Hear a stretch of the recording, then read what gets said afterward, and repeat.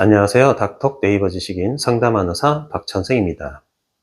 입학 전에 곧잘 책을 읽곤 했는데 수학에 입학 후에 오히려 책 읽는 것을 힘들어하는 문제를 보여서 혹시라도 난독증 같은 학습장애가 생긴 것은 아닌지 걱정되어 문하신 것으로 사료되는데요. 학습에 문제를 보이는 경우 원인에 따라 학습장애, 학습지진, 학습부진 등으로 구분할 수 있습니다.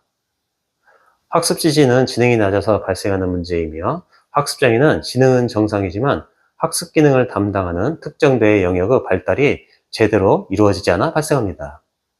이에 비해 학습부진은 지능이나 뇌 기능에는 전혀 문제가 없는데 아동이 학습에 대한 동기가 없거나 학습에 대한 무력감을 갖는 경우 ADHD나 우울증, 불안장애 등이 있는 경우에 발생하기 쉽습니다.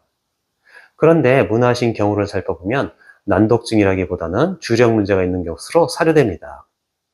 즉 자녀분은 학습 부진으로 인한 문제를 보이고 있는 듯합니다. 난독증으로 알려진 읽기장애의 경우 학령기 아동의 2에서 8%가량에서 나타나며 이 중 60에서 80%가 남아이고 주로 언어 발달 장애를 동반합니다. 난독증은 글자 그대로 읽는 데 어려움이 있는 장애입니다. 즉 글을 정확히 읽거나 읽은 글을 이해하는 데 있어서 자신의 지능이나 연령에 비해 성취도가 현저히 떨어집니다.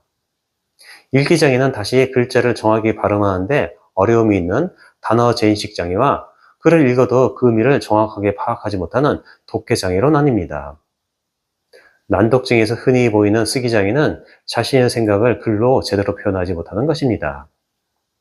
이런 아이들의 글을 보면 문장의 문법이 맞지 않거나 구두점을 잘못 사용하고 문단의 구성이 빈약하거나 철자법에 실수가 많고 글씨를 알아보기 힘들게 쓰는 경우가 많습니다.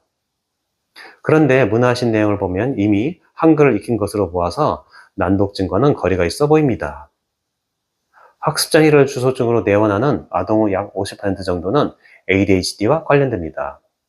아울러 ADHD가 있는 경우에는 반항장애나 품행장애로 이어질 수도 있고 소아청소년기를 거쳐서 성인기에 이르기까지 약물 남용, 알코올 사용, 흡연 등의 문제가 조기에 발생할 수 있기 때문에 자녀가 단순히 공부를 못한다는 생각만 해서는 안 되며 학습장애의 원인과 동반 문제를 정확히 파악하여 적합한 치료가 이루어질 수 있도록 해야 합니다.